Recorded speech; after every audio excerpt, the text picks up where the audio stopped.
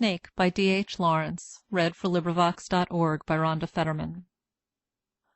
A snake came to my water trough on a hot, hot day, and I, in pajamas for the heat, to drink there.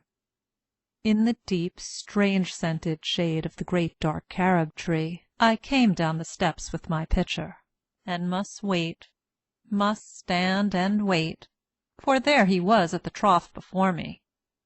He reached down from a fissure in the earth wall in the gloom and trailed his yellow-brown slackness soft-bellied down over the edge of the stone trough, and rested his throat upon the stone bottom, and where the water had dripped from the tap, in a small clearness, he sipped with his straight mouth, softly drank through his straight gums into his slack long body, silently.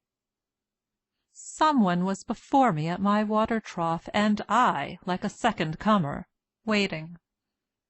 He lifted his head from his drinking, as cattle do, and looked at me vaguely, as drinking cattle do, and flickered his two-forked tongue from his lips, and mused a moment, and stooped, and drank a little more, being earth-brown, earth-golden from the burning bowels of the earth on the day of Sicilian July, with Etna smoking.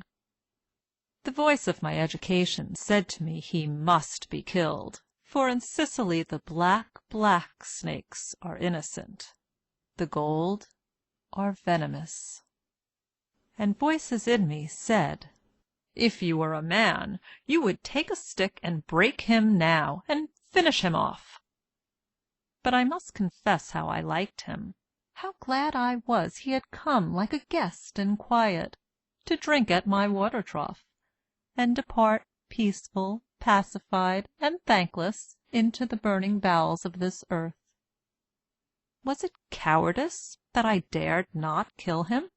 Was it perversity that I longed to talk to him? Was it humility to feel honored? I felt so honored. And yet those voices, if you were not afraid, you would kill him. And truly I was afraid, I was most afraid, but even so, honored still more, that he should seek my hospitality from out the dark door of the secret earth.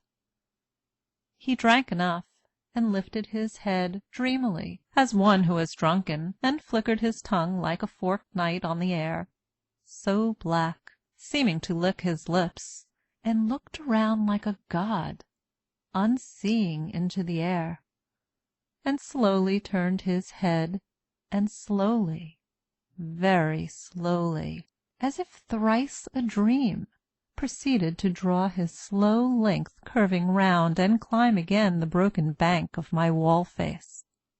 And as he put his head into that dreadful hole, and as he slowly drew up, Snake easing his shoulders, and entered further, a sort of horror, a sort of protest against his withdrawing into that horrid black hole, deliberately going into the blackness and slowly drawing himself after, overcame me now his back was turned.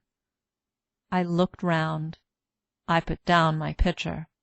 I picked up a clumsy log and threw it at the water trough with a clatter. I think it did not hit him, but suddenly that part of him that was left behind convulsed in undignified haste, writhed like lightning, and was gone into the black hole, the earth-lipped fissure into the wall front at which, in the intense still noon, I stared with fascination. And immediately I regretted it. I thought how paltry, how vulgar, what a mean act.